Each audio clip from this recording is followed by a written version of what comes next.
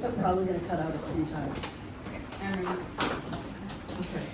Okay, it is 7 o'clock. We are calling the trustees meeting to order. My name is Kim Beers and I am the chair of the trustees. The first thing we're gonna do is the pledge of allegiance. Who would like to lead us tonight? Thanks, Liz. I pledge allegiance to the flag of the United States of America and to the republic for which it stands, one nation, under God, indivisible, with liberty and justice for all. Did you want me to sing that? Sorry, that doesn't go. You got that order. Really impressed. Right, so the first thing is public comment. Richard? I'm all set right now. Okay, so. Thank you. Nobody else is here. Fantastic. We'll move on to the secretary's report.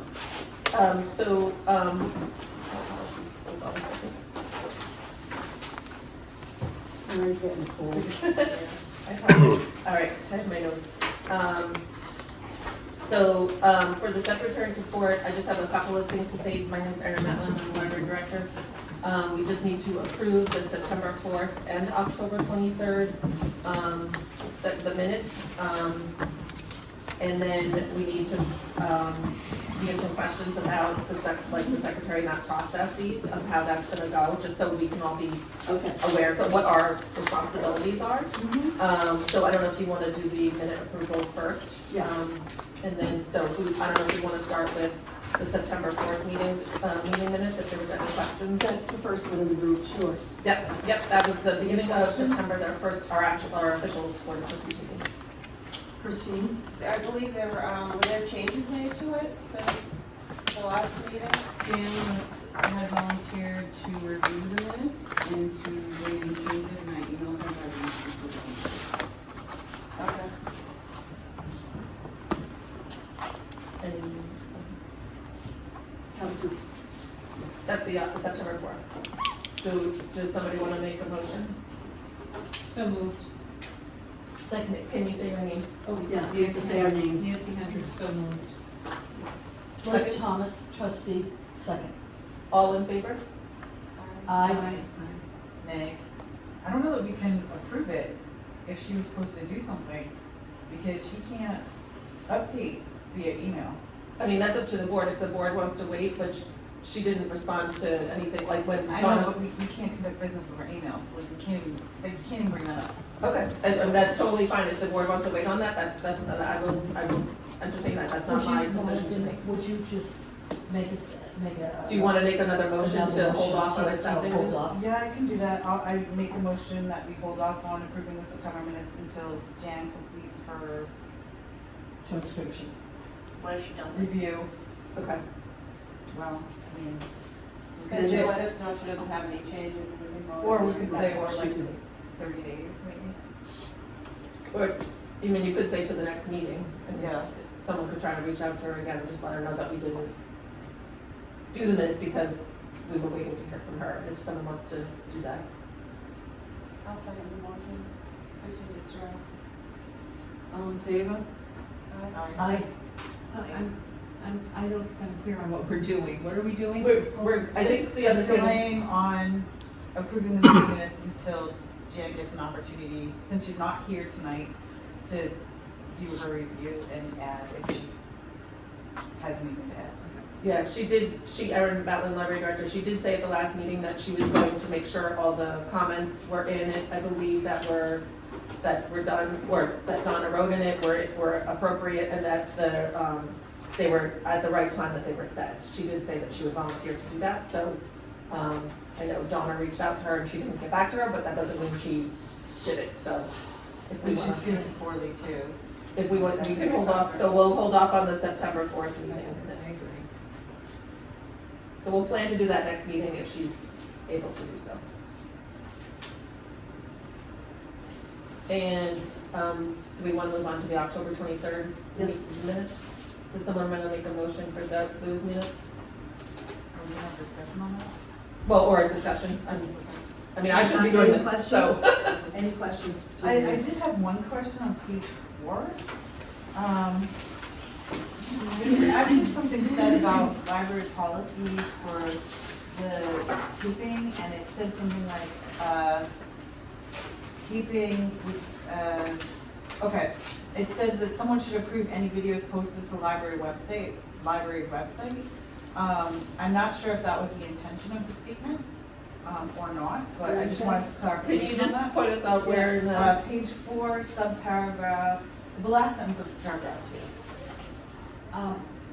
oh, well, Can I address that? Yep, maybe. Liz? Yes, Liz Thomas, trustee.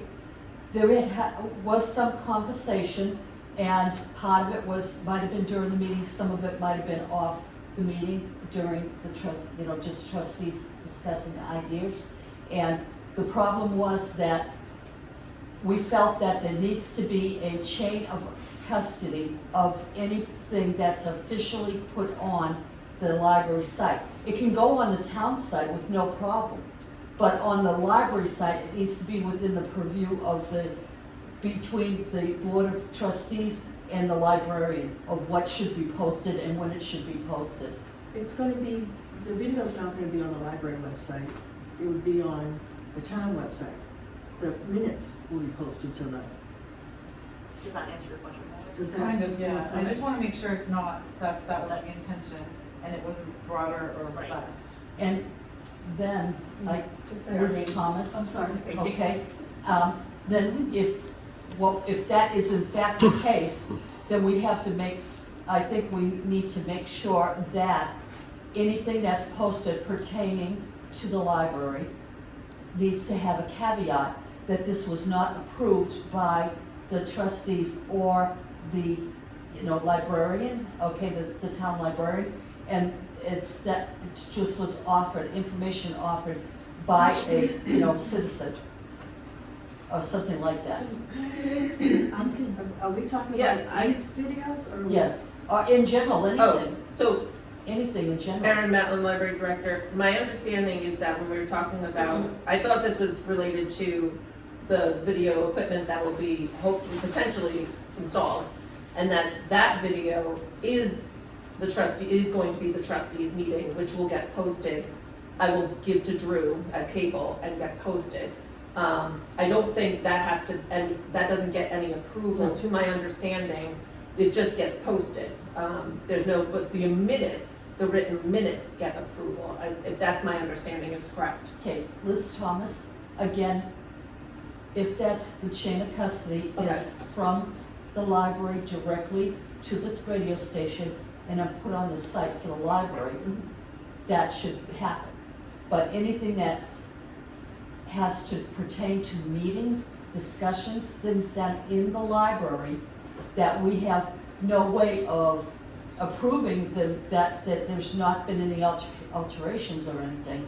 I believe we need to have a caveat that with the agreement with the cable station that we're fine with them posting things like that, but they need to have an introduction saying that the library trustees and the library, management has not seen or reviewed this information to verify.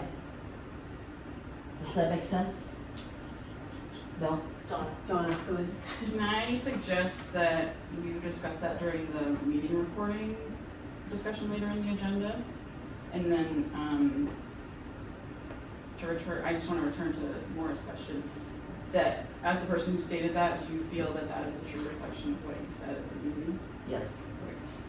I have another one, this is my last one. So there's on page 2, subsection 3, it said, the second line down, it says, this plan explained that the funds raised by programs sponsored by Friends go to the board unless they are co-sponsored by another organization.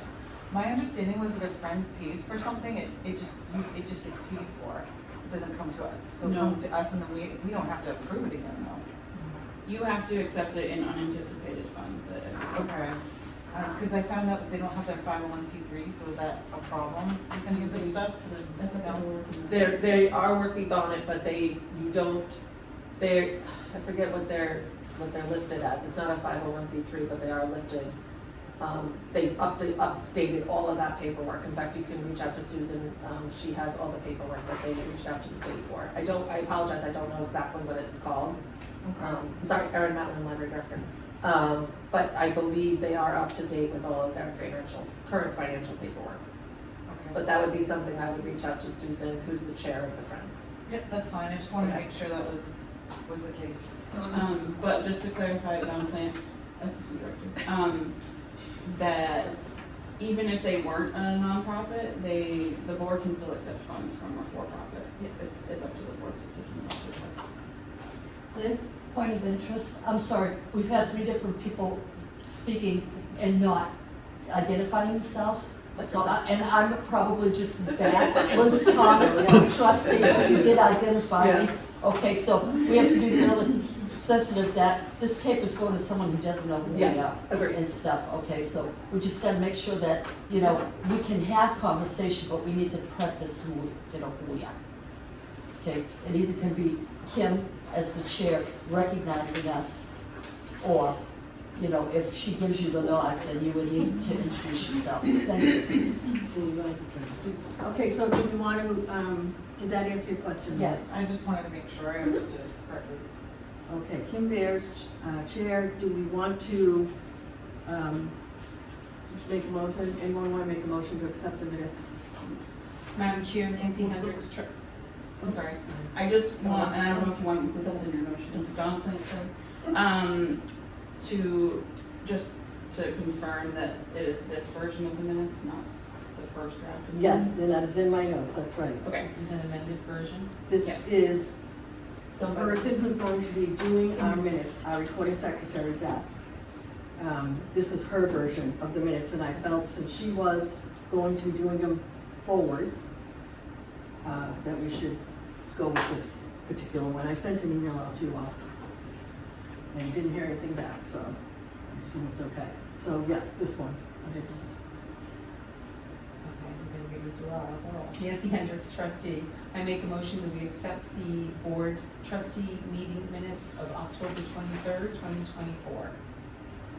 Second. Helen Palmieri. Kim Beers, all in favor? Aye. Aye. Aye. Helen Palmieri first. I think we should. Oh, we're gonna do a roll call. Do we need to do roll Learning call? curve. Yes, Here we go. sorry. Aye, Nancy Hendricks. Aye, Helen Palmieri. I, Kim Beers. I'm Maura Ryan. I think you're saying Aye. abstain. Christine Fitzgerald abstained, I wasn't here. I, Liz Thomas. All, okay, so we're good. All right, treasurer's report, Jan is not here, so I don't believe we have any, she just decided last minute she wasn't gonna be able to make it, so we'll move on, I guess, and have to hear her treasurer report next time. All right, director's report. Erin Matlin, Library Director, thank you. So I just wanted to kind of highlight some things in my director's report.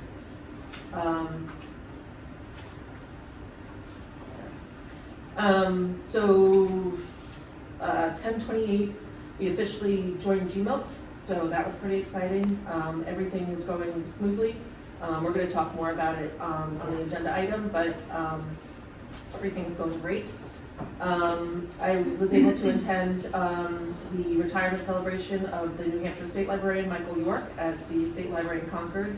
It was nice to see other fellow directors there and other people wishing him well. He's been in this position for quite some time, so that could bring some, obviously will bring some changes to the New Hampshire State Library system maybe in some ways. I'm not sure why. I don't know of any. I know they posted the position. We don't know anything else. The Friends, I just wanted to kind of highlight the Friends are having an evening meeting this month on the 12th. If you'd like to attend, they're trying to throw in an evening meeting every now and again for those that can't attend during the day. So they are welcoming everybody, and they're going to have, I think, light refreshments. So a great way to introduce yourselves if you're able to make it, and kind of hear what they. I think this is going to be a normal meeting. It's just happening at night for this particular. one. During October, I had mentioned that we were chosen as Hannaford's Community Bag Program first group. I found out today that they raised $30 for us. Nice. So it's a great program for, we do very little and we get $30. So we haven't received those funds yet, but when we do, they will be able to be approved. And so I'll skip over the programs. Yep. Just as interest of time. Some meetings, I attended the Friends meeting, I went to a GMO's board meeting at the Wadley Public Library in Milford. I also had a Zoom meeting, and then myself, Donna, and Jason, who is the town CFO, met with Dan Black, the Londonderry superintendent. And then I did have Jason Goldman, who is from the budget committee, reach out to me after our presentation, and he just wanted to chat with me about our budget. So I met with him yesterday, in fact. And then something I just wanted to highlight, one of our employees, Nate, he will be here 8 years on the 18th. So Wow. happy to have Good for that. For him. So any questions about my report? Helen Palmieri. What was the time for the meeting, the friend meeting at night? I believe it's 6:30.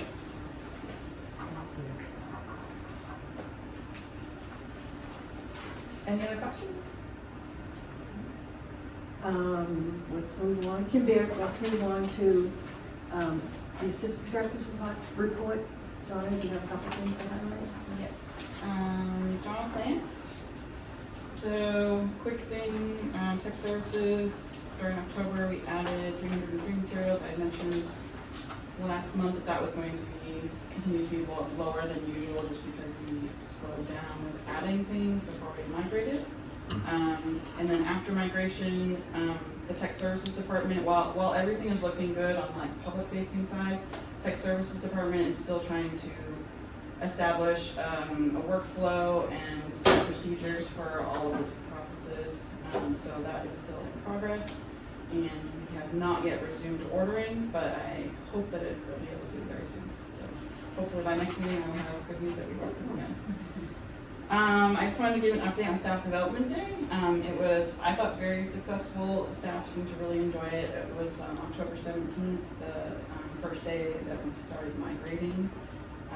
So some of the things we did is we actually went to Manchester City Library, and the director and deputy director were very kind to give us a really great tour of both the public side, the public areas and the staff areas, and gave us some insight into how they do things there. So that was really great. We had Bonnie Slosar, who's the technology resource librarian at the state library. She came here and presented a workshop on artificial intelligence to the staff, which was very well received by them. It's a hot topic right now in libraries, so that was very interesting, and she gave us some great examples of ways that AI can honestly help staff do their jobs faster. So that was great. But of course it also came with, the cautions, and she also was really great to put together a presentation that kind of just can be picked up by a librarian to present to the public. So something we may consider in the near future is a staff member actually presenting her presentation here. So that may be forthcoming. We also, the staff loved lunch, so thank you very much for providing lunch for them. We had a pretty long staff meeting to go over the migration process and new procedures, training stuff. And then we had at the end, we had some breakout sessions, which were fun. One of our staff presented on how to use our Cricut machine for making displays, and crafting. And we also had someone go review how to take care of Oscar for staff that were totally comfortable with that yet. So it was a great day. I want to share some also amazing news that we won the Granite State Library Card Sign Up Month Challenge. So we participated in kind of a fun competition with other public libraries during the month of September, where we all compete to get the most new card signups and renewals. And during the month of September, we had over 800 patrons visit to renew their card or sign up for a new card, which was a huge increase. And part of it was due to us doing a postcard campaign that we send out postcards to patrons whose cards had expired. So they got them. I was amazed by the turnout on that. I really thought people would get it and be like, oh, junk mail, like type of thing. But people came in and were like, I got this postcard, and it was really great. So, and yeah, so we have the trophy upstairs. They even engraved us on it. It's kind of a traveling one, so it goes to the next library here. But our name is on it permanently. It's So, like the stealing cup. so we're really excited about that. Congratulations, I good to know. you all. Thank you. Already coming up with ideas for next year. Yeah. And also the library down where it just fell right with us joining the consortium, I think. But yeah, it was great. I also just had some acknowledgements for the migration process. Thank you to the GMOC staff, because they were really incredible in working with us for about a year and a half throughout the whole process. To the other GMOC libraries, because they have been so welcoming and they have offered so much of their time to us to help us learn, including allowing us to come visit to Shadow. We also had, you might know how to pronounce her last name, Alyssa Jobin. She's the head of CERC at Merrimack Public Library, and she volunteered to be here the first day we went live with patrons, and was here for a good 4.5 hours of the day, just being at the main desk, helping our staff make everything smooth, and it was amazing. So really grateful to her for being here. And really to the library staff, who have been amazing and patient, and I will say that the process was in no way perfect, and there were definitely frustrations on their end, I'm sure, of just times when we didn't have an exact answer for their questions. But they've really handled learning themselves and simultaneously helping others learn really well. So thank you to them. And then obviously thank you to the community for the support throughout the process and their patience. And we have received a lot of, Megan's going to share some, but we've received so much positive feedback, and it's been like a week and a half. So really, everything's looking really great so far. And then meetings for me, I did a lot of meeting with GMOC staff during the migration, and also to the TechNet meeting. They only meet once a year, and it's really just a review for the staff that hold some IT responsibilities at their library. So that was a great meeting, and I think that's it for me. Thanks, Mama. Kim Bears, Chair. I just want to thank you guys for all the work that you did. It is amazing how far this library has come in the past 3 years. I'm no longer embarrassed to say that the Londonderry Beach Library was my library, you know, seriously. I don't have to pay for a library card somewhere else anymore. I've heard great things from the patrons, not just about the GMOCs, but the library itself, and you guys deserve kudos beyond kudos. Absolutely. Absolutely. Liz? Liz Thomas, trustee. The one thing I do want to add is I was very excited that I got an email from Gmail saying that my books were going to be due the next day. So I was able to call the library. They had the library name, name and number. They had all the information on the books. I was able to call here and renew it over the phone, and in 5 minutes it was all done. And usually I'm delayed in getting my books in, so. You're delinquent? I'm Is it the trustee. Oh dear, oh dear. Kim Bears, same thing, but I was able to renew it all by myself on my computer. I'm so proud of you. I know. Liz Thomas, I gotta tell you, someday I'm going to grow up and be as good as Tim. Okay, thank you. Megan? All right, Megan Donovan, Head of Circulation Services. So, yeah, this has just been an amazing process with GMOCs, but learning their reporting system is slightly different, but we did have 16,411 materials checked out, both with the digital and physical collection, so that's anything in the library and our digital services, which is amazing. It's much higher than last year, which I think was roughly 14,000. We're continuing to see a high volume of visitors at the library. In October, we had 6,827 visitors to the library. And keeping in mind, this also included that day that we were closed, and we did have a slight slowing of foot traffic during the migration period because people came in like beforehand, and just to kind of give us that little break. I did see less people than I anticipated while we were on the offline mode. But anyway, what this means is our total visits so far this year is 69,159 visitors, which has already surpassed last year's total for the year. So we still have 2 months to go, and we're still trending high. So people are coming, which is amazing. That now that we're part of GMOX, we're actually seeing visitors coming from other libraries.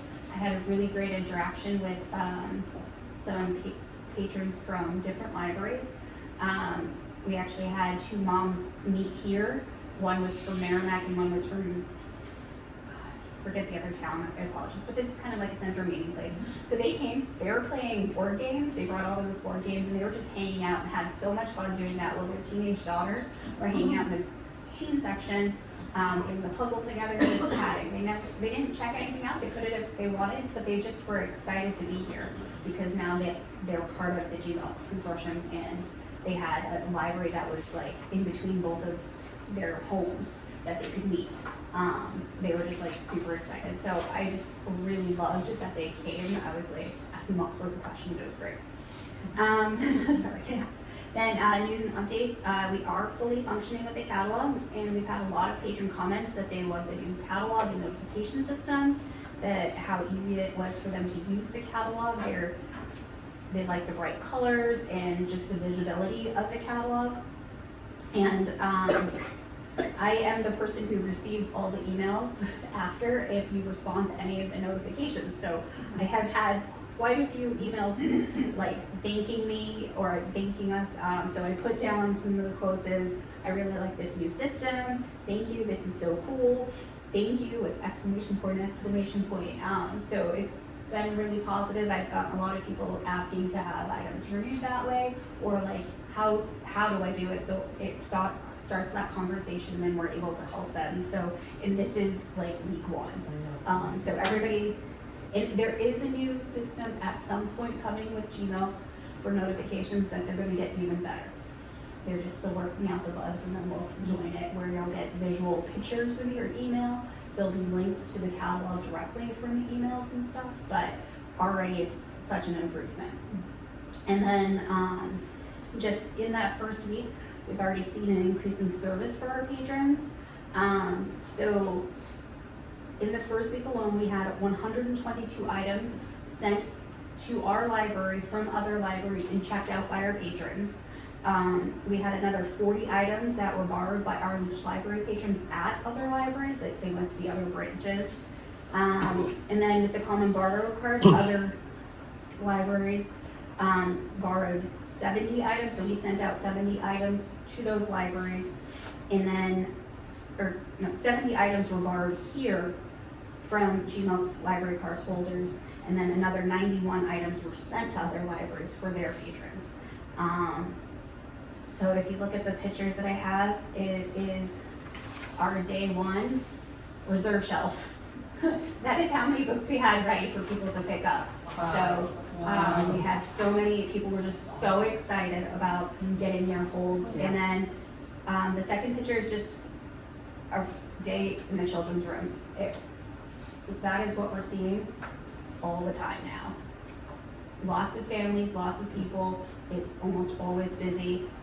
And so that was just a nice view of a regular day. There wasn't any programs that day. There wasn't anything special. It was just people here. So I just thought that was a good visual, just to kind of show that this is what it looks like when people are coming here and using the library. Thanks, Megan. And Bears, sorry. Let's see, Laura, department head report, Erin. We just did department head. Oh, that was children, sorry. Yep, so that was, so I did mine, and then Donna Budget presented, committee report? budget FY26, we're on the old. All right, so on to old business. Oh, I'm sorry, that shouldn't have been on there, I apologize. Erin Matlin, we can take off the budget committee reports, I apologize, that should not be on that agenda. I don't know how I skipped that. I apologize. But we can go into old business if that's okay. Yes. So the first item is budget of FY26, Erin Matlin, Library Director. I just wanted to kind of update you guys, on November 2nd, which was this past Saturday. Donna and I presented our budget at Town Hall. Thank you to Kim, Liz, and Jan and Nancy for coming and speaking in support of the budget and the children's librarian position. That was very much appreciated. I did put, just as a note, I did put a copy of the presentation in your packet. Donna did the first handful of slides, and then, which spoke to our outreach, and then I did the other part of the budget, which really spoke to the statistics and kind of some other things that were happening, and of course, the request of our full-time children's librarian position. It went well, I think. Certainly the board members that were there can speak, but there was a mention, I believe her name was Kate, on the budget committee, asked about because John had mentioned that we were surviving, not thriving, and she did ask what thriving would look like. She did mention a number of, if you had an extra $100,000, what would you do with it? So I do plan on attending the budget workshops that are coming up, and I can certainly speak to that. And I plan to kind of speak to $100,000 doesn't really cover a whole lot, especially when it comes to staffing, but we could certainly explore staffing, obviously furniture, maybe always adding some things to our operational budget. So furniture, management services, maintenance and books, and kind of looking how we can spread that around so that we can kind of, if that, and I know this is a wish ask, but if it was possible, what would that look like? So that's how I plan to approach it. And certainly, obviously, if we were given that opportunity, which would be amazing, that would of course come to the board for approval, and for any adjustments of that nature. So I also wanted to point out, I did put a copy of the budget that Justin presented at the town meeting. You'll notice that the number on his budget and what you guys approved is a little bit different, and that's because he got the final numbers for those two areas. I believe it was workers' comp and retirement? Life insurance. I apologize.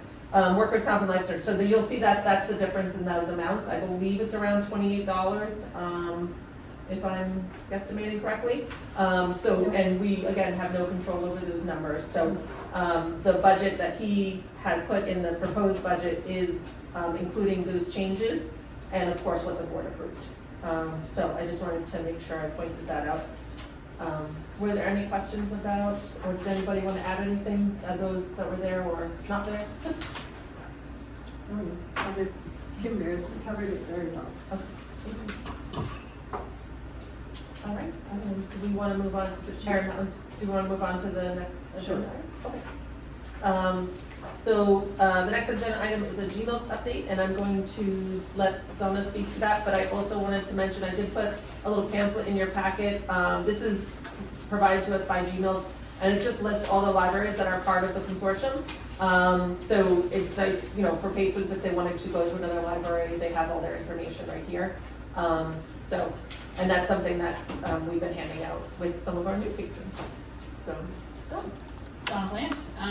So I do believe I gave the majority of the update during my report. However, I did want to point out, and I'm not sure these are actually in the parents list. We next week are going to be offering instruction sessions on the catalog for public to attend. So there's going to be a session Wednesday, Thursday, and Friday. Wednesday is an evening at the library. It's on the calendar, so if you are interested in attending, I encourage you to check it, but I think it's either 6 or 6:30 at the start time. Thursday, we are going to the senior center and presenting to anyone that wants to attend there. That's going to be at 1 o'clock at the senior center. And we hope we get a good turnout for that. And then Friday is going to be a morning session here at 10 a.m. So there's a little bit of variety in terms of when someone might be available to attend.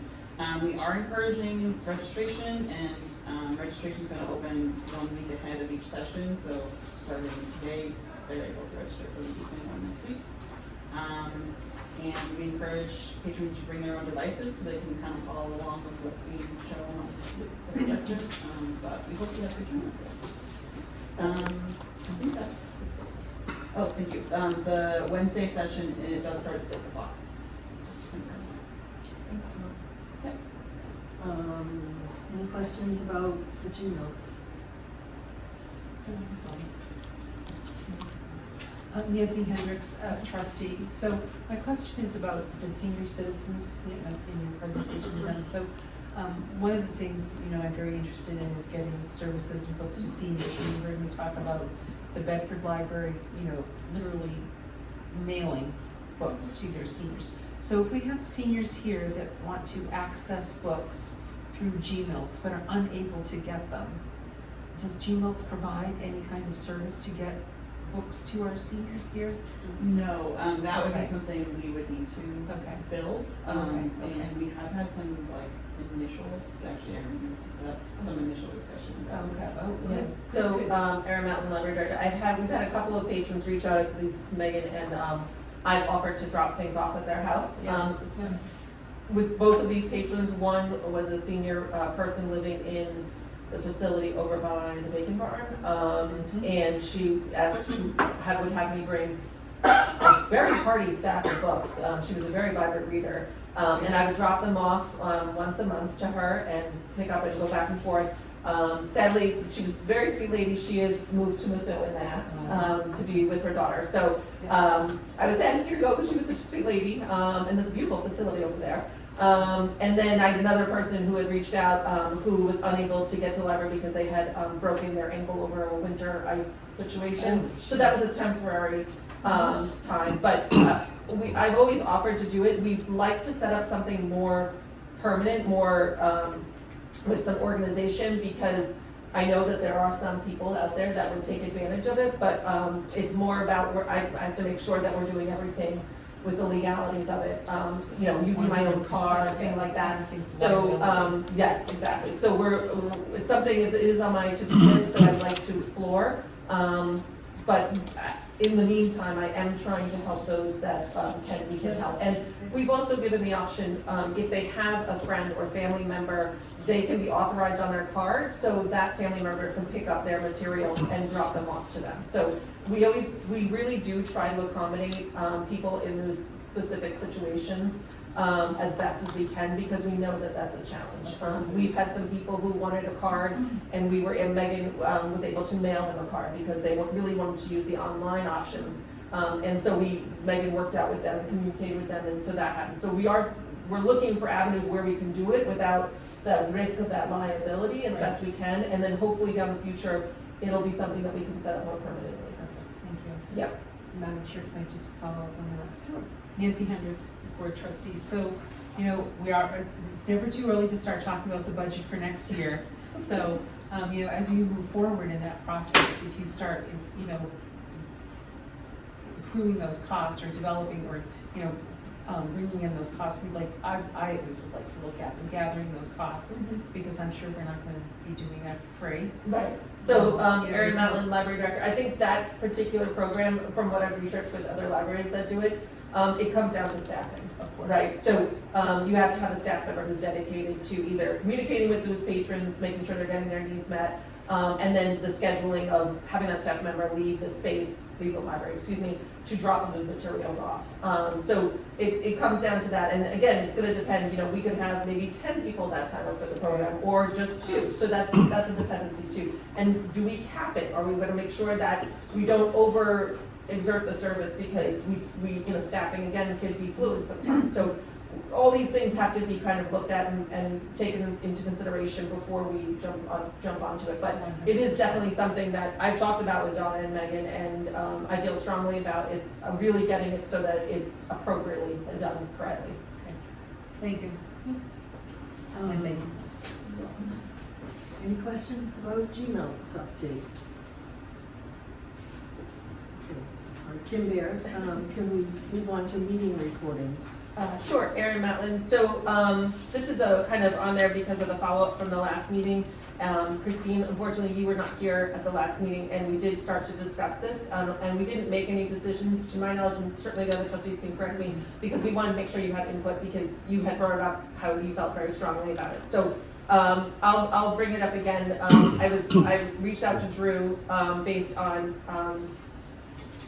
Richard's suggestion that the cable department offers equipment related to meeting recordings to borrow. So I reached out to him, and he kind of, starting with that route, we went to the discussion of that he can actually install some equipment here at no charge that would be not as fancy as, I guess, real recording equipment would be, but very similar to, we'd have a camera in a couple areas potentially, and we'd have to like hit play to start the recording.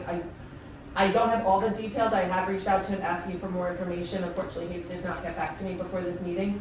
But my thought, and even Donna's thought, was like maybe it goes onto a thumb drive, and then we bring that thumb drive to Drew, and then he puts it up on cable, but it would be a video recording, obviously with audio. So I was hoping to get him to kind of give me a much more idea of what that would look like.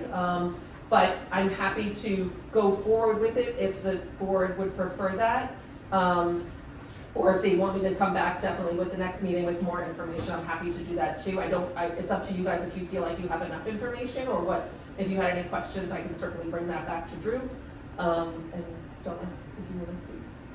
Donald Plants. I just wanted to add that part of the discussion from the last meeting, we led into, like if anyone else can use the equipment in this room, which led to Erin and I were, giving you a potential look at what a revision of the meeting room policy would look like if you wanted to allow other town groups to be able to use that equipment. So that's the other item that's on the agenda, that's kind of related.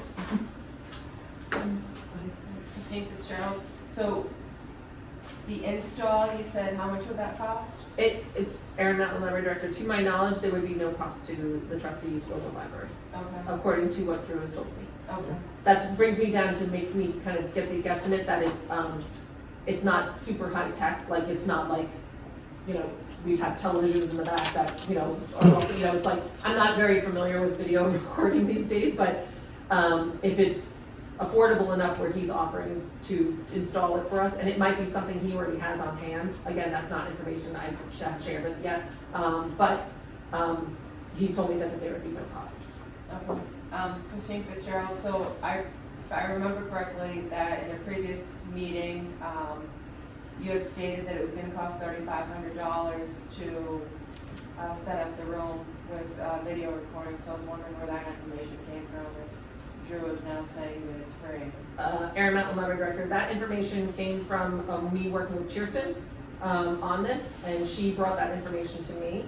When I had reached out to Drew about this specific instance, he said that they could set up the room to record like they do at Sunnycrest at Town Hall, which my understanding is very basic equipment. It's not like Moose Hill, which has really much more, in my opinion, fancier equipment.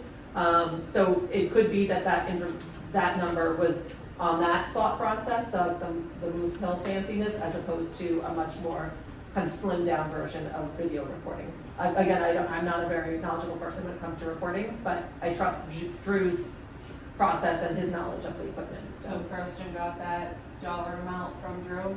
I believe so. Okay. I wasn't involved in their conversation. She had brought those figures to me, Okay. but Anybody? So Nancy Hendricks, trustee, so would it be possible for him to come and talk with us or not?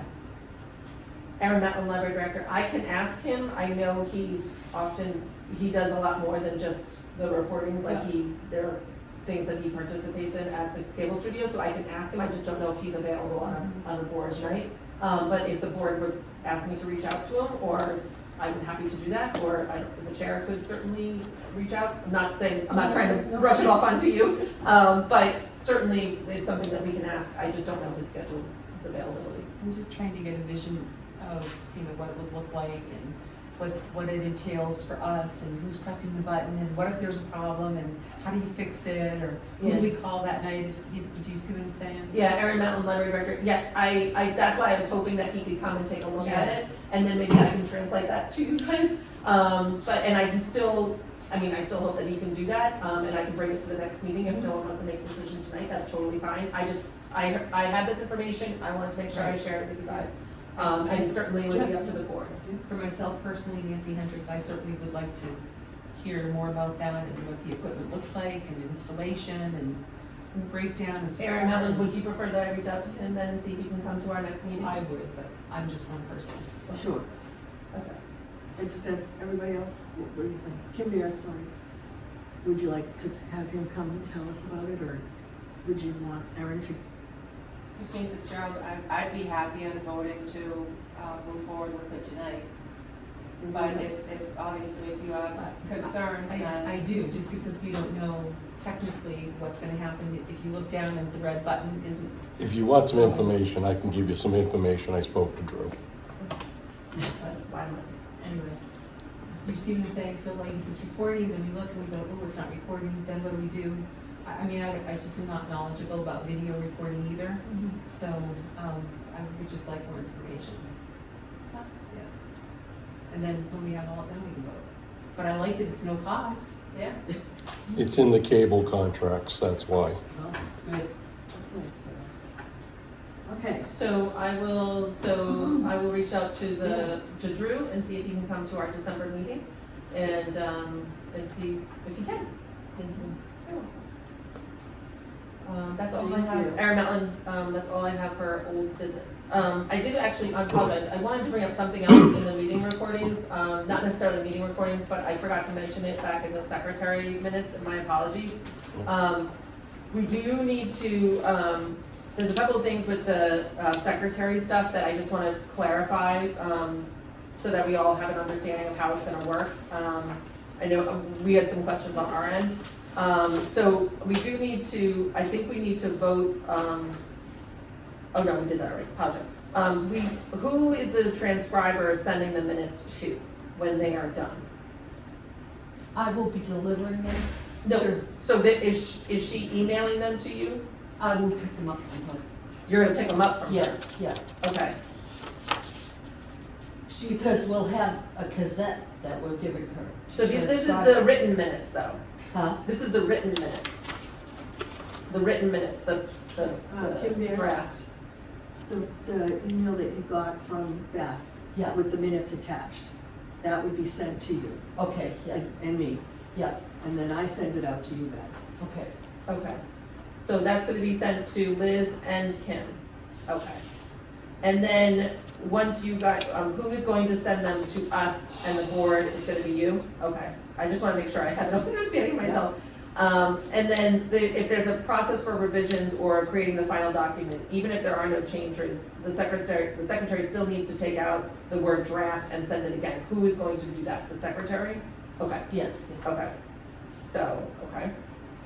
And then, after they've been approved, they need to be redistributed to the board, to us, and to Sherry at town hall. And so, after, like, for example, tonight's meeting minutes that we approved, that one meeting, who's going to send them out again to the board, and then again to Sherry, and Donna and I?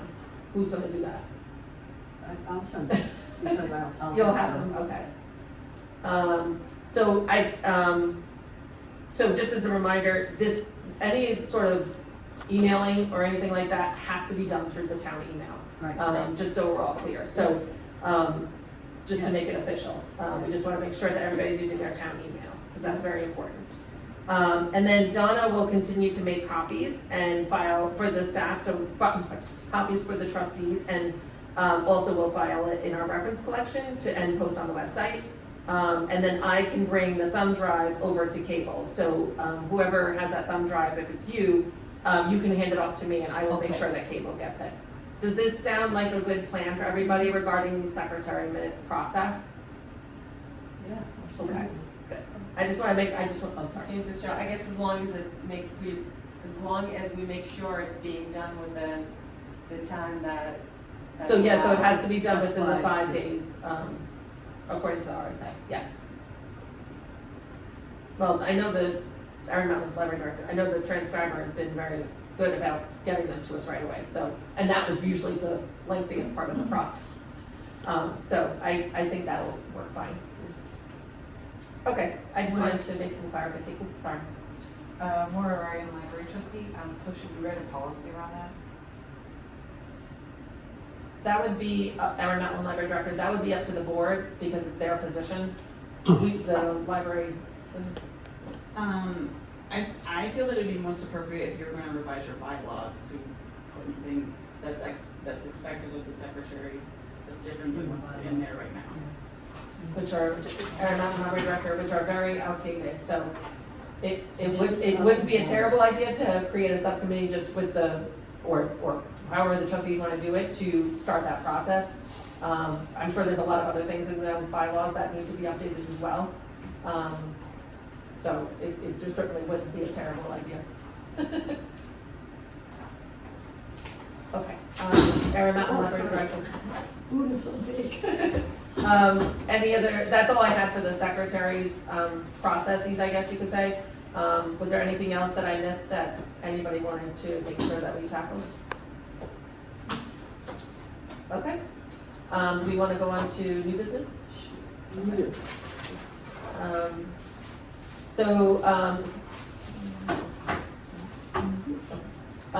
So we have the first item under new business is acceptance of anticipated funds. We received, I think it was at either the last meeting, I mentioned to you about, how we were chosen to receive a $200 check from ALA. James Patterson, the author. So this is the email from ALA. It said, "Dear Aaron, with the release of his latest nonfiction title, The Secret Lives of Booksellers and Librarians, author James Patterson is honoring nominated American Library Association members with bonuses of $200 in recognition of the amazing work they provide to the communities. You were nominated, and Donna nominated me, and have been or the library, and have been selected to receive a bonus. Congratulations." So we received that check, so the board just needs to accept it.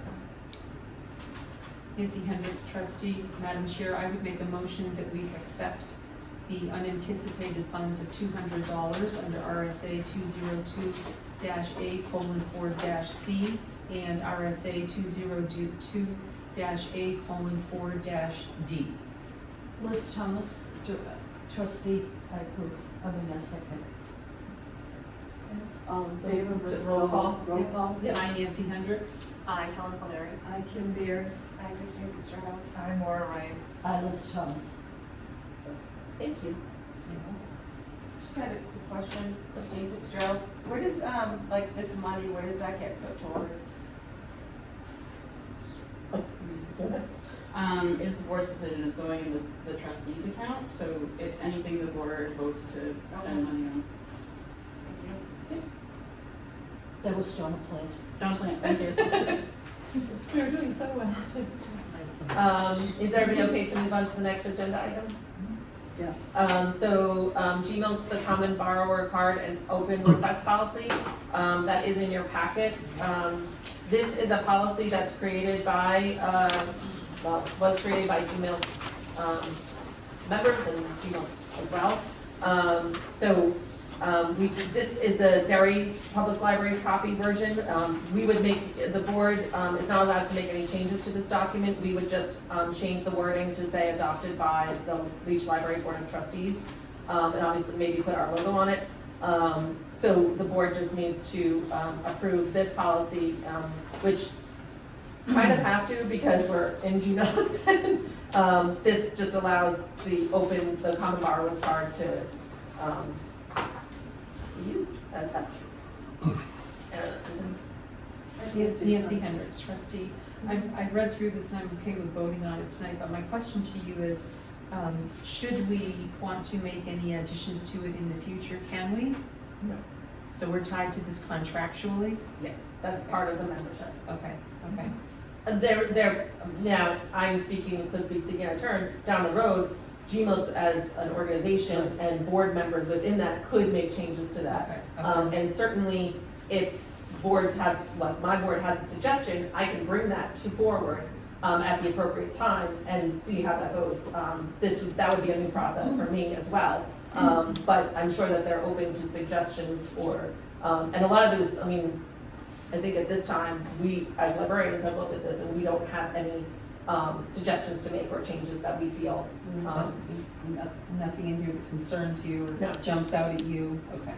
I'd just like to point out the response was from everyone. Sorry, Erin Mallon, Library Director. So this is pretty, I come from a library that was in the consortium, and this is pretty standard, this policy. So there's nothing of concern, in my opinion, in this policy.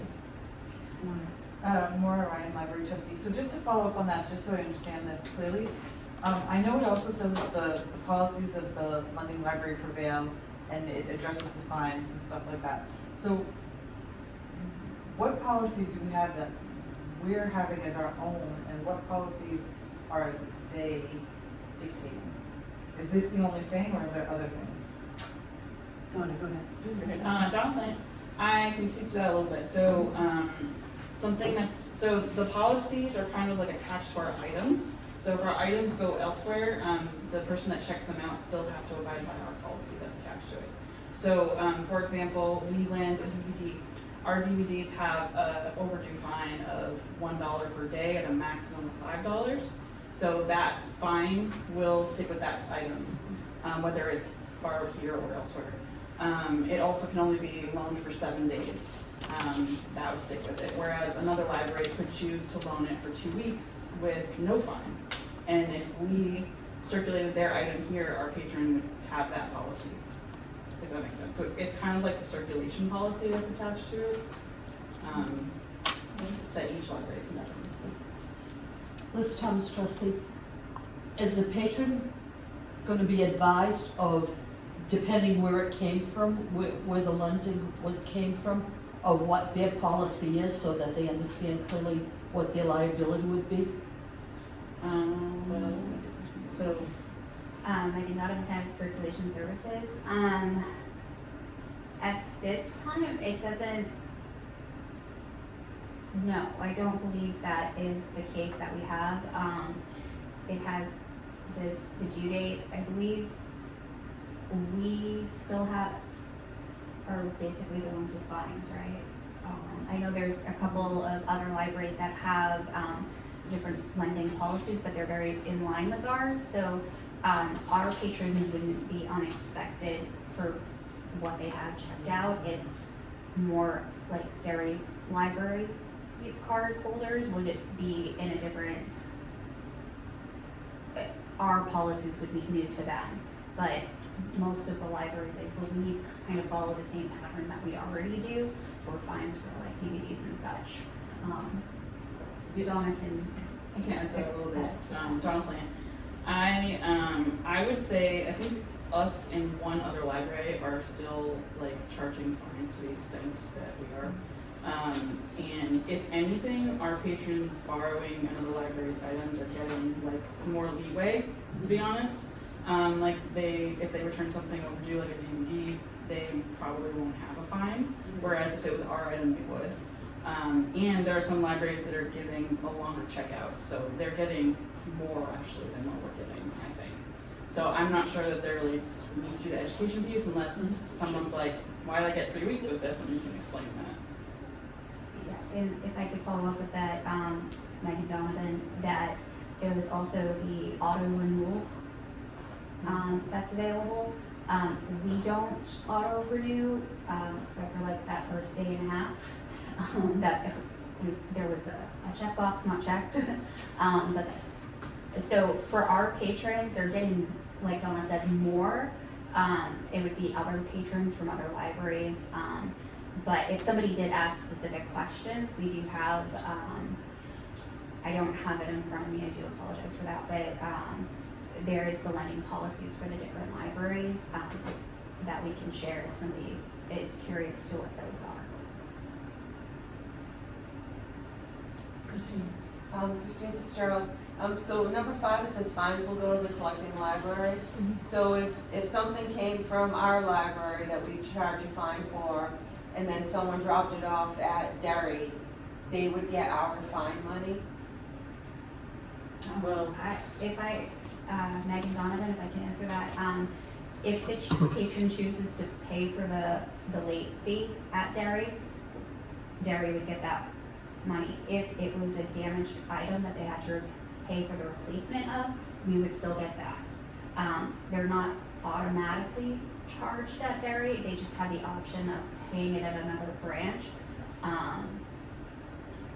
Most people do pay at their home library, from what I've understood. But it is for those late fees, not replacement fees. That is true. When Kim Bears, when the item is checked in, well, this is what I remember from when the item is checked in, it goes onto your account. So they could just run in and drop it off. I mean, they'd have to walk up to the person and say, this is overdue, can you, you know. Other than that, if they're returning it to another library, they probably just dump it in the box and we'll deal with it later. So we would never get, Christine Fitzgerald, we would never get that You late would. feedback? You would, unless they walked up to the desk and said, Kim Beers, unless they walked up to the desk, no, not said Kim Beers, but said, my DVD is late, can I pay the fine here? And then they would get it. It does not happen. Helen Palmieri, trustee, she's saying that it wouldn't appear to the person wouldn't find out they owe a fee until the next time they probably came into Exactly. this library, because more than likely they would just return the item at the other library without going back in and checking something back out of their car. Does that make sense? Okay, but if So- they did, sorry, Christine Fitzgerald, if they did check something out at the other library as they were dropping off the late item, would it show that they have a late fee and then would they have to pay and then that They library might keeps have that option money? to pay too, right? Is it?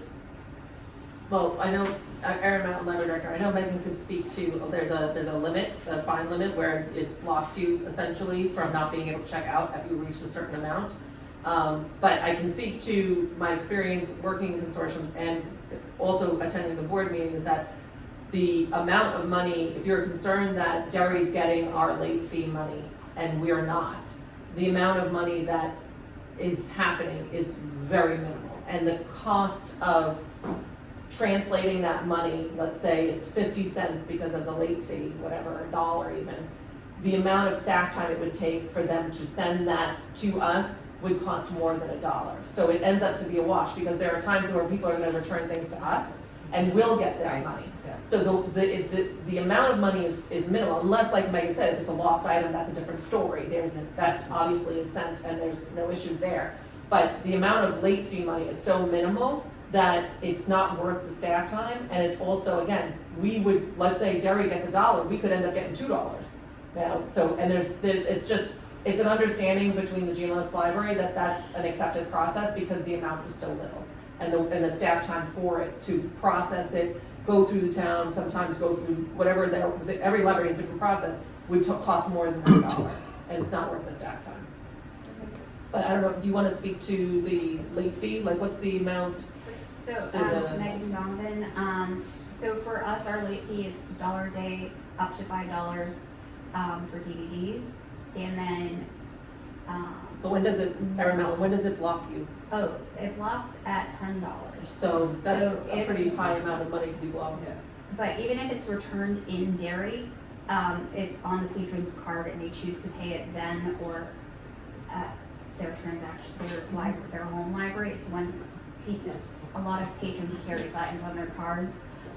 If it's under $10 and they'll pay it at a different time. We see that a lot of people don't actually carry cash with them often, so it's a matter of not having it. So we've always had that, it's like a $10 limit. That will block them from borrowing something. But for the most part, as Erin stated, the incoming fees from overdue fines are generally less than $1 per item unless it's a DVD. But overall, we don't get a lot of money that way. The more costly items are like the items that have to be replaced, or damaged items or lost items, and we would still get that, and that's the more significant piece. Erin Mountain Library Director, are there any other questions before But someone wants to make a motion regarding this policy? Anyone wanna make a motion? I'll make a motion.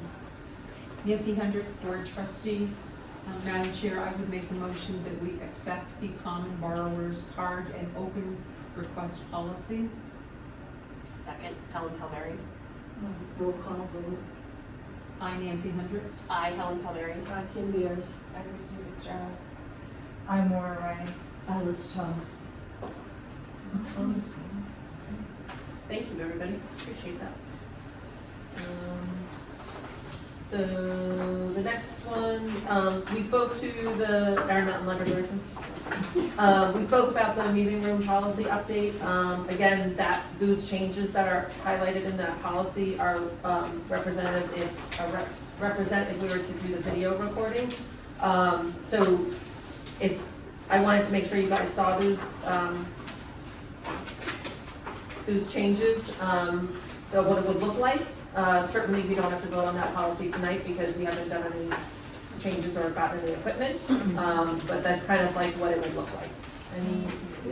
I know, I gave it to everybody, I emailed it to everybody, but I forgot to print it, so that's my fault. Oh, I must have run down. Yes, I did email it to everybody, but I will have it at the next meeting, because at that meeting, we'll have you speaking to Drew, and then again, I will email it to everybody to make sure you have it ahead of time as well. My apologies, I just realized it wasn't in mine either. And So it's on your email. It is in the email, yes. Christine Fitzgerald. I just had a couple of questions on it. I don't know if you want to wait until next week or if you want to do that now. I would wait till we have Okay. everything in. Kim Beers, we would wait till we have everything and then deal with it once. So we'll move that to the next meeting, and I apologize, I did not include it in your packets.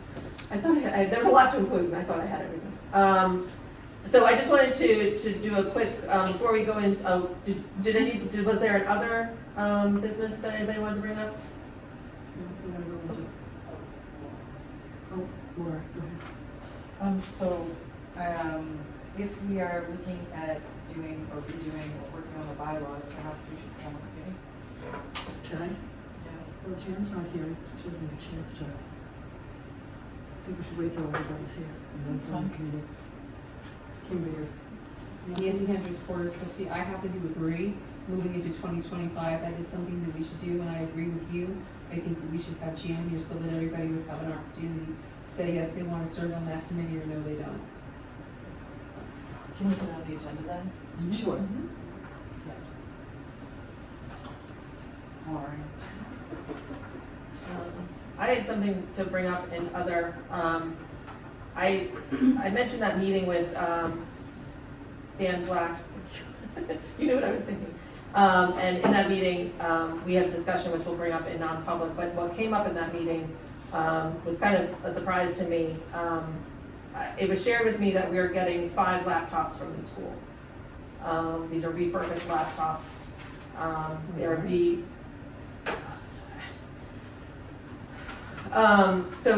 so I guess, to my knowledge, Maura, you reached out to the chair of the board and asked to get 4 to 8 laptops for the library.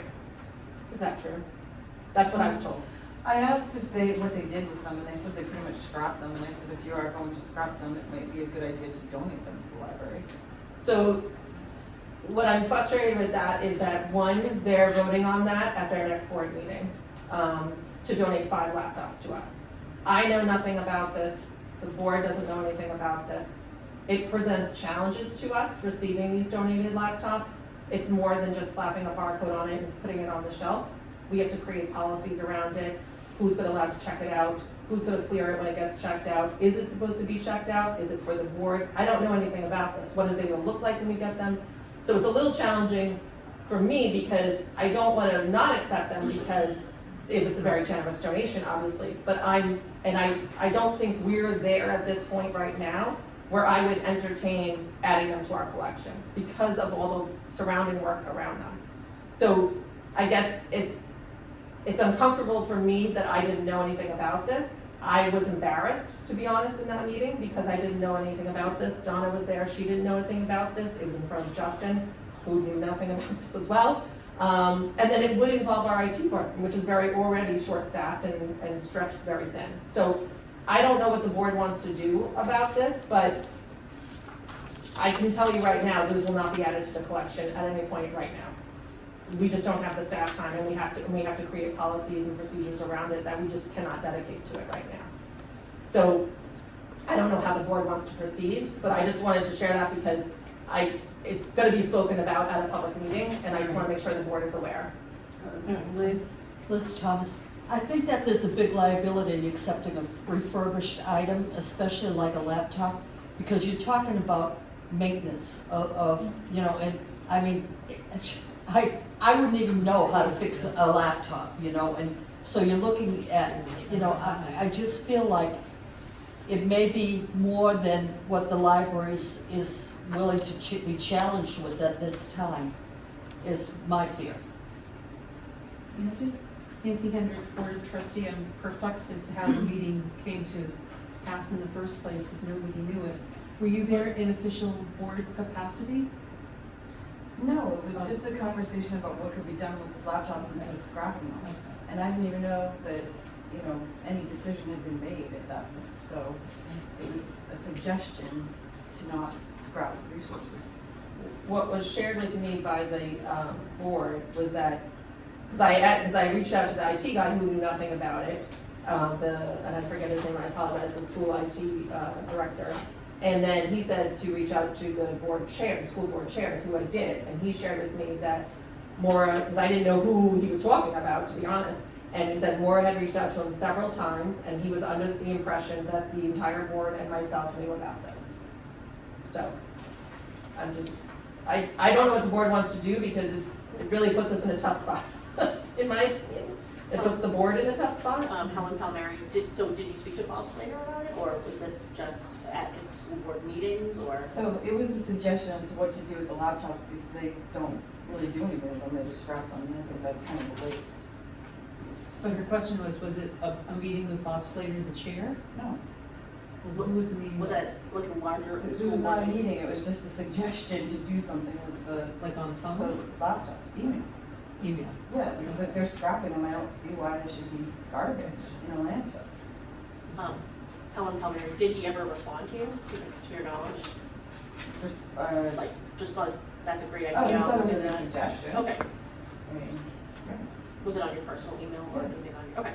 So maybe it was a misunderstanding or miscommunication of some kind? Well, the challenge now is that it's going to, Aaron Mountain Library Director, that it's gonna be brought up at the school board meeting, to donate these laptops to the library. And I don't know what the board wants to do, at this point, because I mean, I guess, in my opinion, we really do not have the staff time or to make this correct, and to do it right.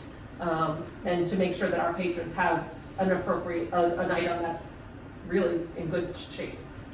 So I just don't, I mean, if we accept the laptops, they're gonna sit around here for I don't know how long. And if we don't accept them, I don't want that to be something also. It's more of just, at this time, I don't feel comfortable taking them. Liz Thomas, I feel that this is a job for one of the board members to approach Bob. I personally know him. If any of you have a working relationship and would rather speak to him, then fine. If not, I'll reach out to him in the next day or two, and I'll let him know that though it's a really generous idea, it would be really straining the capacity of the library staff at this time, and so we couldn't really accept the donation. Christine Fitzgerald, could the laptops be used just someone walking into the library to use it versus Well, checking it out and taking the laptop home? Just as like a resource? Aaron Mountain Library Director, even if they're using it in the library, we need a policy around that. And we need protective situations around that. Can I just loan it to a child? The parent has to sign the internet policy. We have to update our internet policy too, which is the next thing on our task list. So even if it's going just within this library, there still has to be policies around that. And there still has to be a procedure around that. Do they have to have a library to physically check it out, but only use it in the library? There's a ton of questions around how we would do it. And then, what am I getting? Am I just getting a laptop? Do I need to buy a power cord? Do I need to buy a case? Do I need to buy a mouse? I don't know what I'm receiving.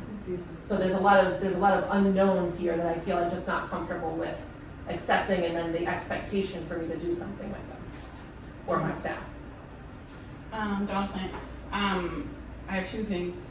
First is that, just so that you're aware, Liz, and if you're reach out about, their next meeting is this coming Tuesday, and I don't know if they've already posted their agenda, but the intention was for this to go on that agenda, so you know.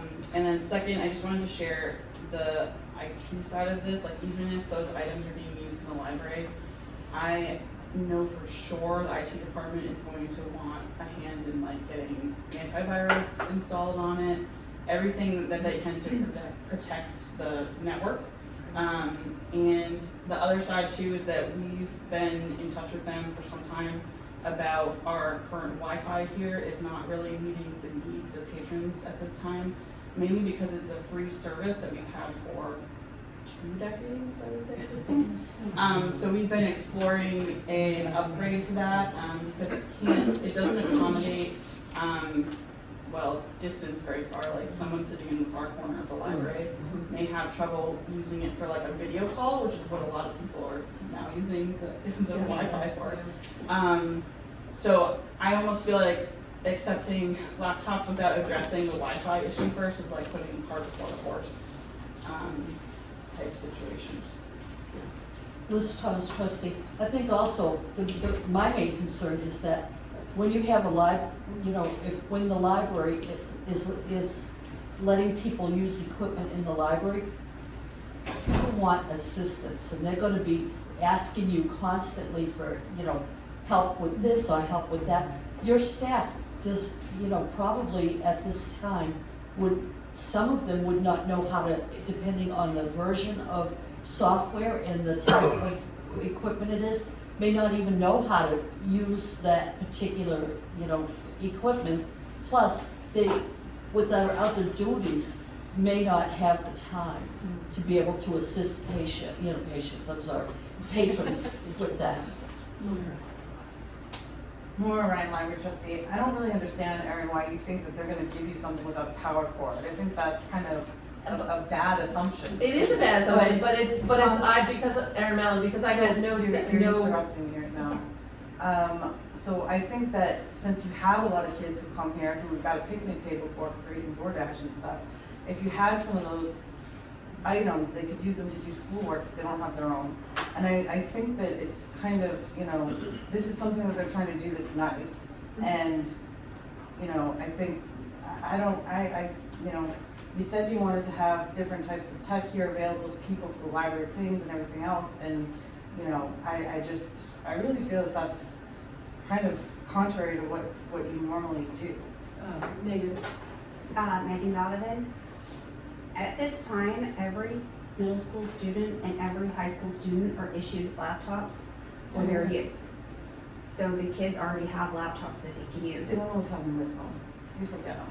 That's okay, we do have computers here as well, if they need to use computers.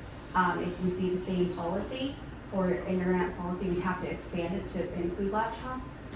But if they're coming after school, they should be bringing, as part of the policy, that for the school's policy, they are required to bring their laptops fully charged every day to school and bring it home.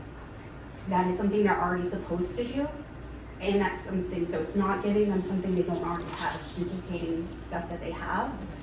And we do have computer availability in the library. We have 8 computers that are public computers, so they do have access in the library currently. And right now, we have no direct internet interfaces for things for checkout, so we have to come up with an entire policy for that, and we don't have anything in place currently, so that's going to take time. And then the cataloging itself is original cataloging, that cataloging takes time. And then if you give the kids the computer, the Chromebooks don't always work like printing. They do not work with our printer. We know that is a known issue. We've had issues with that before, so we have to save it to a flash drive and then have them go on a computer and print it. So there are already issues with the school's computers that we are aware of, but this isn't going to give them any access more than they already have right now, because they already have this access. Dawn Plant. I don't think the issue is the technology. Like, I'm entirely open to checking out laptops for patrons. I want that device here. The issue is we don't have our ducks in a row yet to be able to accept it and actually turn it around and offer it immediately. Because I know that if it's accepted at a meeting and someone from the public sees it, they're going to be in here and asking for it. And we're not going to have it ready yet. That's the real issue, I think. Ken Bears, the issue too is it really should have been brought to the board before it was decided that they were going to be donated. Well, it's not decided yet if they didn't vote, but it was a suggestion, because I didn't know if they But would. we should have known that, so we were prepared and had this discussion before it even happened. So now we're like backtracking. Kim Bears, we're backtracking and it's just, we should have done it. Liz Thomas, trustee. I think at this point, we understand the constraints of the library. You've expressed them very clearly, the three of you. Our job as the trustees would be to accept or reject anything that's a donation. I think at this point in time, we obviously have different opinions that I think we need to, someone needs to make a motion and get it second, and I think we need to take a vote. Nancy? So, I don't completely disagree with that, but I think that for, moving forward, when we have items that we vote on, they should probably be on our agenda. And I agree with Nancy Hendricks, board trustee. I agree with the chair. I think we kind of got the cart before the horse. And, maybe as part of good boardsmanship moving forward, when any of us come across a great idea, we say, oh, that sounds fabulous. Let me bring it to the board and let's talk about it, because I'm one of however many, right? And I don't speak for the entire board, I just speak for myself. And so maybe moving forward, when we have that information beforehand, then we can talk about it and figure out if we have to write policy, how we manage it, et cetera. So I think we just need consensus perhaps to say, I sat on the board for years, I know they have a generous heart, and I agree, maybe we just find a way to reach out and say thank you, but no thank you. But in the future, can we talk about things like that and leave that door open? Erin, you had. Yeah, I just wanted to say for the record, I'm not saying that they're not gonna give us PowerPoints. What I'm saying is that I don't know what I'm getting, because I didn't have this discussion with them. I didn't see the product, I don't know what it looks like, I don't know what it entails. So, and I don't wanna sound ungrateful. I, like Donna, would love to have this product and would love to be able to pass on to our staff, our patrons. And we've talked about this. We've had conversations about what if we got laptops to circulate? And we've had those conversations, and we all agreed that at this time, being like everything else that's going on, we didn't have the staff power or the time power, to be honest, to create the policies and the materials around that would make it really appropriate for our patrons. I mean, in my mind, the patrons are what I'm thinking of here. And I don't want to give them an item that puts them either there's a risk or not appropriate policy around. I just feel like if something like this, I was embarrassed, and I felt like kind of surprised that I didn't know anything about it, and I felt that the board didn't know anything about it. And that's where again, the gesture is there, and I appreciate that, and I value that, and I hope that in the future we can work with the schools, and maybe that is a great idea. But I think the process went too fast, and there were a lot of questions. I have a lot of questions that I don't know the answers to. And as much as I appreciate the effort, it's almost like someone going to the market and getting me, in this case, 5 dozen apples and handing them to me and saying, here, I got you apples. And I'm supposed to know what to do with them right at that moment, because otherwise they will rot. A lot of the collection that we have that's unusual, I guess you could say, our library of things, we purchase it based on need, or we purchase it based on availability and how quickly we can catalog it to get it out there, or what the popularity is. There's a lot of things that go into that decision making, and we think about, is this going to require policies? Is this going to require different materials, different cataloging, different, where does it go on the shelf? Where does it go, the giant Connect 4, where do we store that? It can't go on a shelf. All of those things have to come into the thought process, and I feel like as much as I appreciate the gesture and obviously the out of the box thinking, it's challenging on our end, because now we've got to figure out the time and space to get it done, and we don't have that right now. I'm not saying in a year we will. I think maybe in a year, sure, we can revisit this, and I'd love to explore it, and I'd love to see what we can do, and it might be more of a need before that. I don't know, but right now, we haven't had any patrons come up to us asking for laptops, and I just don't see it now. And in many of my meetings, I've asked the board, you know, when asked of me, what can the board do to help? I've always said advocacy for the library, advocacy for the staff, for our budget, for the children's librarian position that's coming up, for the building itself, all of that. That's where I need the help. And, you know, put me in contact with people who have these, you know, generous gifts, and I'd be happy to talk to them and see what that looks like, but it's hard when you're surprised with it, and then I felt awful, to be honest. So that's just where I'm coming from. Liz? I think in addition to everything that you've said, the one thing we have to remember is we're crunching a budget now. We're trying to get a new position in the March warrant, okay?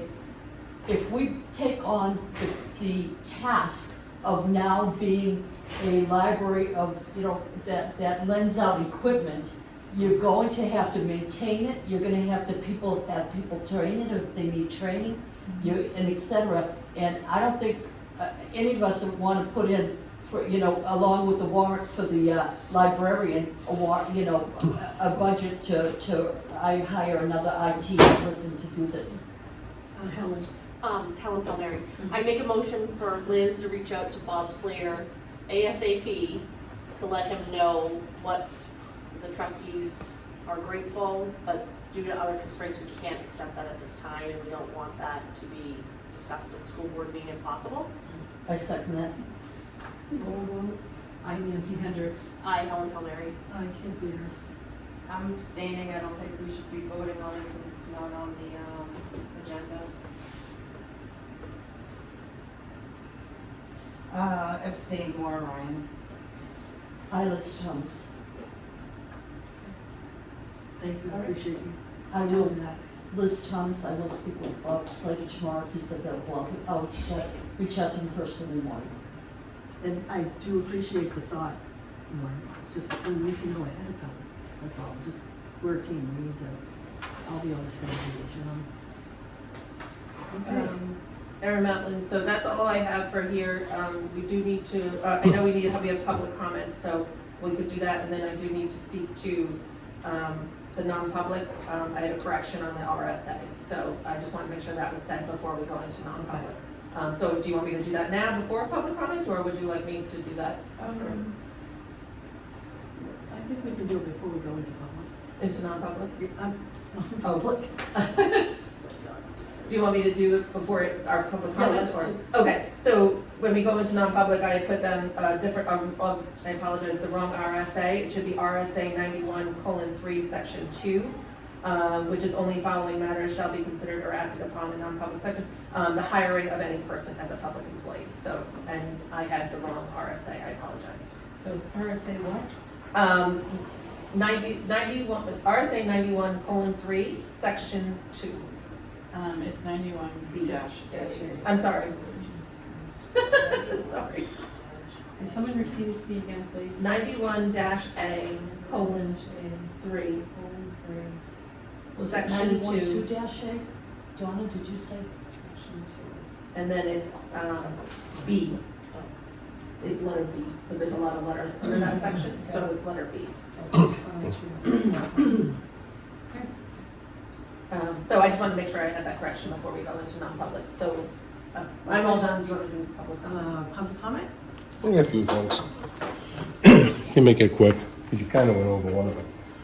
Richard Polinsky, 89 Hall Road. One of the things I wanted to bring up was the fact that you are voting on things that are not on your agenda and really shouldn't be. You approved the minutes tonight, which is fine, except it really should be an agenda item. Otherwise, if somebody in the public wants to make a comment, they saw something in the minutes that's wrong, well, they can't change it, they can bring it up. They don't know you're gonna be voting on the minutes.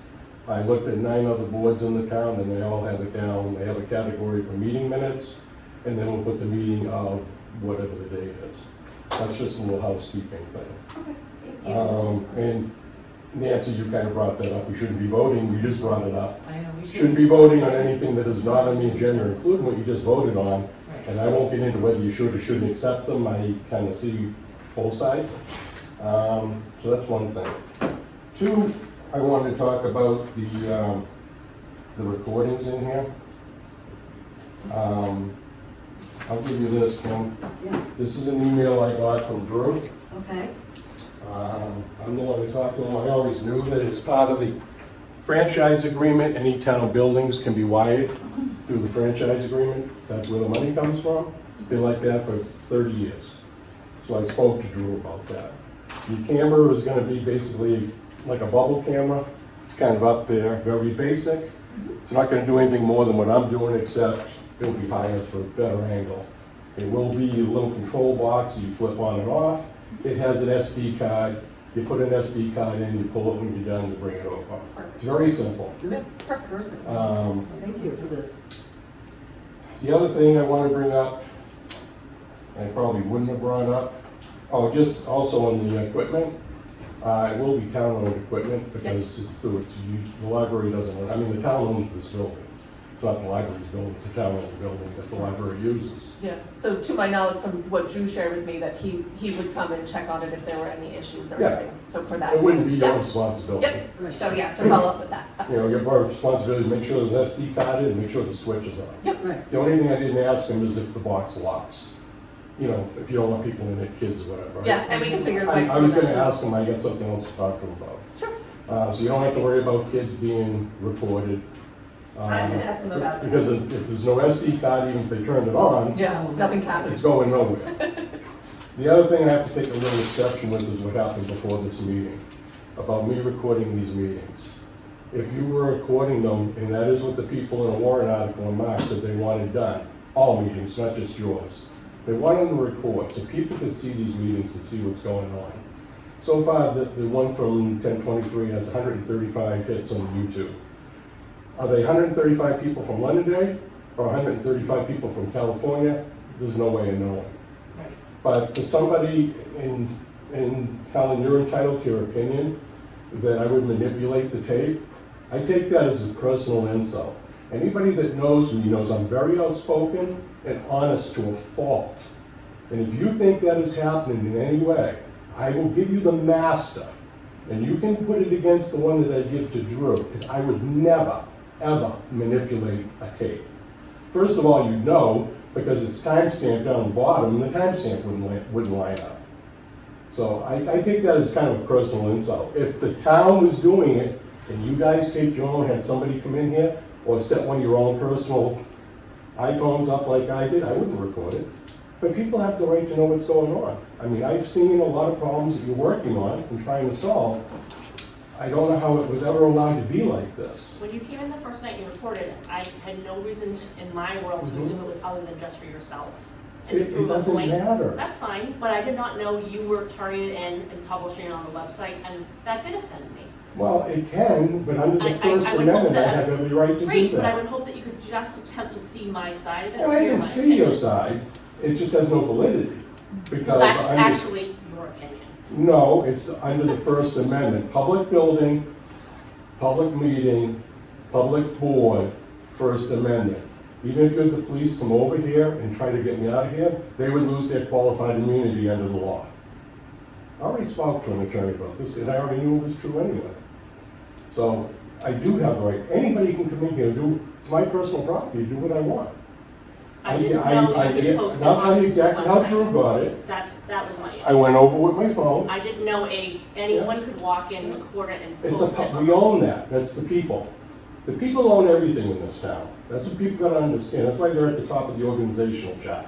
That's why I made the town do the organizational charts at the beginning of this year, because they didn't have them. And I said, you need to get them done. So it's the people owns that studio.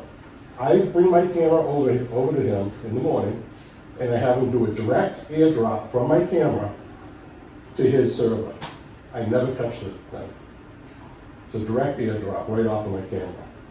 I just have a question. Sure. Aaron Matlin, Library. So I guess I saw it on there as well, to be honest with you, and I was surprised because I didn't realize that a private citizen can give recordings to the cable studio. Sure. I assumed that was, like town owned or whatever, and that's my ignorance, I'm just not No, it aware. is town owned, And, but so. the town is the people. Right, no, and I totally understand that. So now that we know that the cable has to accept video recordings, I think that's good. I think, and I apologize if I'm speaking for you out of turn, but I think I personally was not aware of that was the thing. So I'm very happy that I learned something tonight because now I can go there and be like, all right, well, I'm not gonna attack Drew for having a video of a meeting that the trustees didn't approve, because if it's allowed, then that's absolutely acceptable and I have no I problem mean, with I that. can't make Drew do it. Yeah. Drew, I'm losing my voice, so I apologize, but Drew could have said, no, I can't do that. He could have said, no, I can't do that. Right.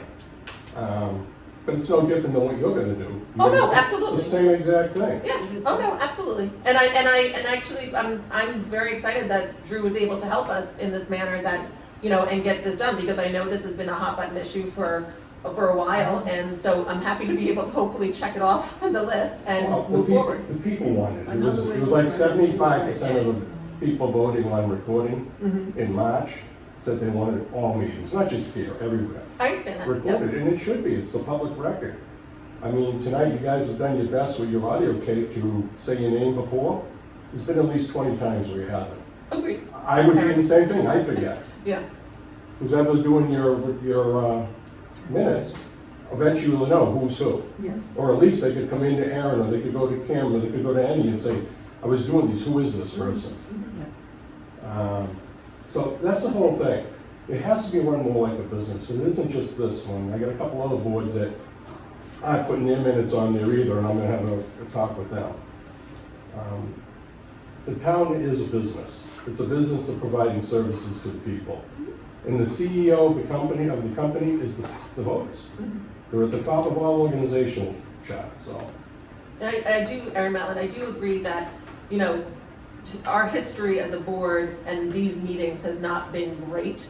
And I think we're all in agreement that we're trying to fix that and figure out what to do that. And I think, I appreciate your input, because I think we are trying to do it right, and there are some things that we don't know everything. So I definitely appreciate your input, and I think there is an effort in this board and with my staff to get it done right. Well, I've been in town going on 40 years, and I've been involved for a long time. I was actually the treasurer for the town 20 years ago, Yeah, so you shared that. kind of know what's going on. Maybe not everything, but enough. Thank you. Okay, Yeah. thank you. Christine Fitzgerald, I just want to thank Mr. Belinsky for spending his own personal time to research the cable situation for us. Okay.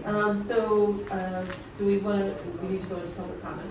No, Non-public. I did the same thing. I apologize. I don't have my, I'm not gonna lie, I don't have my thing that says what I'm supposed to say.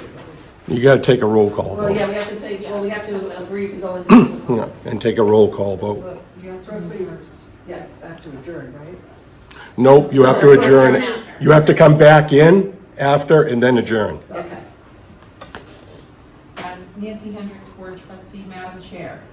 I would make a motion that under 91-A through A:3, Section 2B, that we move into non-public, the dismissal, promotion, or compensation of. I'm hiring another. That's the right one. This is it. So it's not the one that's on the No, agenda? that's what I said, that's what That's what it's she on. thinks. So it's the hiring of any person as a public employee.